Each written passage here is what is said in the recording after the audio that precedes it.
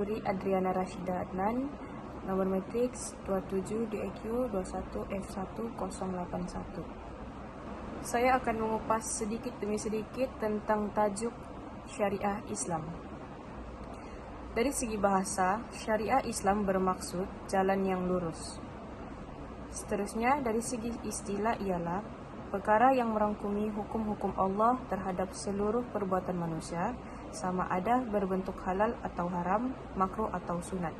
Ia disampaikan oleh Rasulnya yang terkandung di dalam Al-Quran dan hadis serta dalil-dalil pecahan daripada seperti Al-Qiyas serta dalil-dalil lain.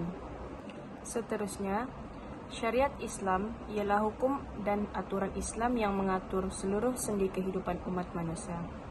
Selain berisi hukum dan aturan, syariat Islam juga berisi penyelesaian masalah seluruh kehidupan.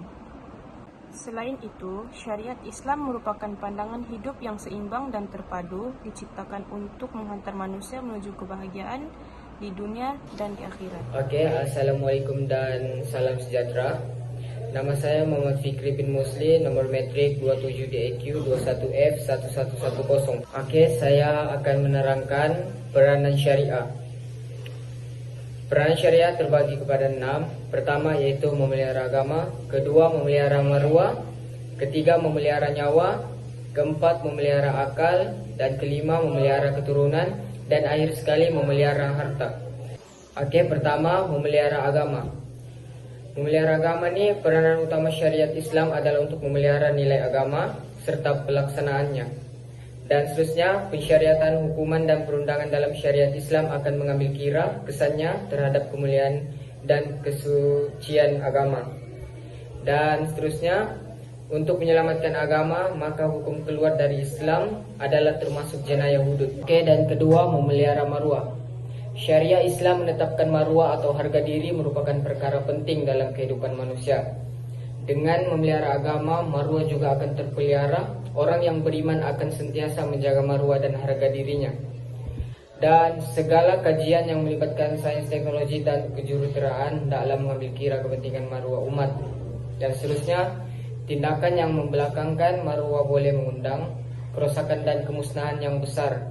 Oke, dan seterusnya, atas nama pembangunan atau pemodernan, penyelidikan bukan menjadi lesen untuk merobek maruah manusia atau maruah agama. Dan seterusnya, hukum hakam dalam syariah Islam memandangkan serius terhadap tindakan yang boleh merosakkan dan menghancurkan maruah seseorang. Oke, dan ketiga, memelihara nyawa. Nyawa merupakan ciptaan unik kepada kejadian manusia menjadi keutamaan untuk dipelihara dan melaksanakan tanggung jawab khalifah. Dan seterusnya, nyawa tidak boleh diambil kecuali atas sebab yang dibenarkan oleh syarak. Contohnya, hukum bunuh boleh dikenakan ke atas pembunuh di bawah kes kisas. Dan seterusnya, syariat Islam mengharuskan segala benda yang boleh menyelamatkan nyawa, dalam waktu yang sama mengharamkan segala sesuatu yang boleh merosakkan nyawa manusia. Dan seterusnya, Islam mengharamkan bahan-bahan yang boleh merosakkan dan membunuh nyawa manusia. Contohnya, segala bahan kimia yang boleh membunuh atau merosakkan diri manusia. Dan keempat, memelihara akal. Akal merupakan komponen utama tubuh badan manusia. Kemampuannya tiada tolak tandingannya. Dan seterusnya, akal yang sihat dijamin melalui penjagaan makanan, minuman, dan riadah minda.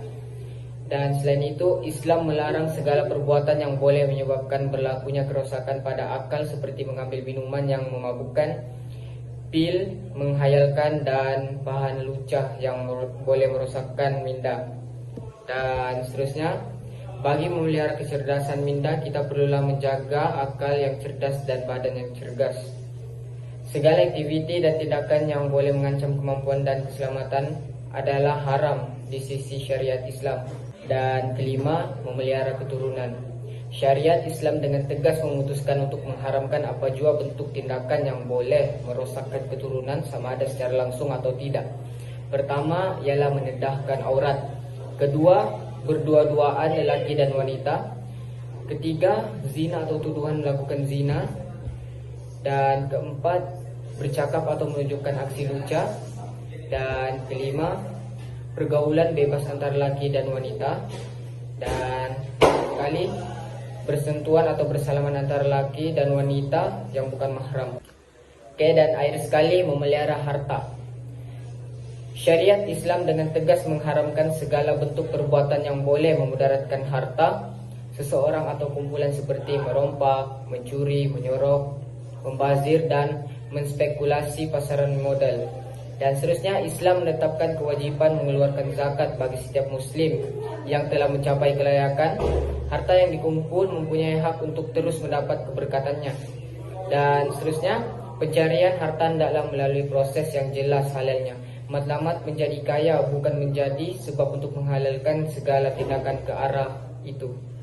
Dan akhir sekali, hukum hudud seperti potong tangan bagi yang mencuri dan ta'zir menunjukkan syariat Islam memandangkan serius. Dan seterusnya, prinsip syariah. Oke, yang pertama Robbaniyah, yaitu ketuhanan.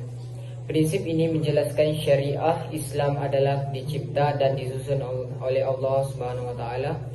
Alam yang terbentang luas ini mengandungi segala khazanah di dalam, boleh diterokai dengan mematuhi peraturan Allah Subhanahu wa taala. Dan seterusnya, seluruh ciptaan alam adalah milik Allah Subhanahu wa taala. Kita sebagai khalifah yang tertakluk kepada peraturan alam miliknya. Setiap kajian dan ciptaan hendaklah menjurus kepada pengabdian diri kepada Allah Subhanahu wa taala dan menginsafi keagungannya. Dan seterusnya, seluruh ciptaan alam adalah milik Allah Subhanahu wa taala. Kita sebagai khalifah yang tertakluk kepada peraturan alam miliknya. Setiap kajian dan ciptaan hendaklah menjurus kepada pengabdian diri kepada Allah Subhanahu wa taala dan menginsafi keagungannya. Dan seterusnya, inilah keyakinan yang perlu ada dalam diri setiap umat Islam. Mempertikaikan sistem Islam bermakna kita meragui sistem yang datang daripada Allah. Dan seterusnya, demikian juga dengan sistem ekonomi Islam. Ia lahir melalui wahyu Allah, yaitu Al-Quran dan Sunnah Nabi SAW. Allah yang maha mengetahui dan maha kaya dengan segala kekuasaan, maka sebarang sistem yang datang daripadanya juga adalah yang terbaik. Dan seterusnya, antara prinsip-prinsip ekonomi Islam ialah Robbaniyah. Ia bermaksud bahwa ekonomi Islam berkait rapat dengan ketuhanan atau ilahi, bukan hanya berlandaskan kepentingan material. Oke, dan kedua, wasatiyah, yaitu kesederhanaan. Kesederhanaan dalam syariat adalah memberi makna segala hukum hakamnya adalah bersifat sederhana, tidak ekstrim kepada yang berlebihan atau berkurangan. Dan seterusnya, boleh berlaku perubahan dan penyesuaian tertentu pada pelaksanaan hukum mengikut keperluan yang tertentu. Contohnya, solat fardu hendaklah dilakukan secara berdiri, diberikan kelonggaran untuk duduk bagi yang sakit. Dan seterusnya, wasatiyah ini juga memberi makna pertengahan antara dua perkara, mengambil tindakan antara dua kecenderungan. Contohnya, antara kaya dan miskin. Mengambil pendirian sederhana dalam mencari harta lebih diutamakan. Dan ketiga, apabila kita merujuk kepada Al-Quran, kita akan dapati Al-Quran menyifatkan umat Islam sebagai umat yang sederhana atau mempunyai konsep pertengahan dalam segala aspek kehidupan mereka. Kesederhanaan yang diamalkan di dalam Islam adalah bermatlamat untuk mencari kebenaran al-haq. Dalam menuju ke arah kebenaran, pastinya akal semata-mata tidak mampu untuk memimpin manusia mencapai kebenaran yang mutlak. Roh kesederhanaan dalam Islam ditiup oleh Al-Quran yang merupakan wahyu ilahi untuk mengimbangi di antara kehendak manusia dan agama. Dan akhir sekali, apabila manusia tidak boleh melewati batas dan urus rohania dan jasmania, dan tidak berlebih-lebihan dalam urusan akhirat dan tidak berlebihan dalam urusan dunia, maka jalan seperti itu akan membawa manusia kepada jalan tengah di antara dua jalan yang bertentangan. Dan seterusnya, tawazun, yaitu bermaksud keseimbangan. Allah SWT menciptakan alam ini dengan keseimbangan dan memerintahkan kita untuk menjaga keseimbangan itu seperti yang termaktub dalam surah Ar-Rahman 7-9 yang bermaksud, dan Allah telah meninggikan langit dan Dia meletakkan neraca, yaitu keadilan, supaya kamu jangan melampaui batas tentang neraca itu, dan betulkanlah cara menimbang itu dengan adil, dan janganlah kamu mengurangi neraca itu. Dan seterusnya, Kemampuan manusia untuk bertawazun disokong oleh fitrahnya. Manusia diciptakan dengan fitrahnya oleh Allah SWT, yang mana fitrahnya itu adalah hanif, yaitu kecenderungan untuk melakukan kebaikan dan mengakui ketauhidan. Namun keadaan selepas lahir yang kadang-kadang diarahkan oleh kedua-dua orang tuanya membuat anak tersebut menjadi Nasrani, Yahudi, Majusi apabila orang tuanya merupakan bukan Islam. Assalamualaikum. Nama diberi Muhammad Syamim Akmal bin Majalan, nombor matriks 27 DAQ 21 F1057. Seterusnya, saya akan membincangkan tentang pelaksanaan syariah Islamiyah dalam sains teknologi dan kejuruteraan. Ini terbahagi kepada 4, yaitu utamakan yang utama, matlamat tidak menghalalkan cara, pelaksanaan kajian menghormati syariah, dan akhir sekali mencegah lebih baik daripada mengubat. Baiklah, saya akan mengupas serba sedikit tentang topik-topik tersebut, yaitu yang pertama ialah utamakan yang utama. Islam menjadikan aulawiyat atau keutamaan dalam melaksanakan sesuatu perkara. Mengelakkan kemudaratan demi mencari kemaslahatan adalah sangat diutamakan. Mendahulukan yang wajib lebih diutamakan daripada yang sunat. Para saintis, teknokrat dan jurutera seharusnya meletakkan keutamaan memakmurkan alam daripada mencari keuntungan dan kemasyhuran. Akhir sekali ialah pelaksanaan sesuatu perkara hendaklah merujuk kepada mengutamakan agama, nyawa, akal, keturunan, maruah dan juga harta. Seterusnya ialah matlamat tidak menghalalkan cara. Islam mengakui keperluan untuk membuat kajian tentang alam. Manusia dibenarkan untuk menerokai daratan, lautan, dan ruang udara untuk tujuan pengimarahan alam. Seterusnya, namun begitu, syariat menegaskan setiap operasi untuk menghasilkan ciptaan dan rekaan hendaklah menghormati peraturan dan etika Islam. Dunia hari ini memaparkan kerakusan manusia untuk maju dan moden hingga bergelar kuasa besar dunia melalui proses mengorbankan alam. Sebagai contoh, ujian nuklear di lautan telah mengakibatkan berlakunya kerosakan pada lapisan perut bumi yang menjadi punca berlakunya tsunami. Seterusnya ialah pelaksanaan kajian mendapati syariat. Pelaksanaan syariat dalam sains teknologi dan kejuruteraan mengutamakan nilai keagamaan yang lebih fokus kepada etika dan adab dalam membangunkan alam.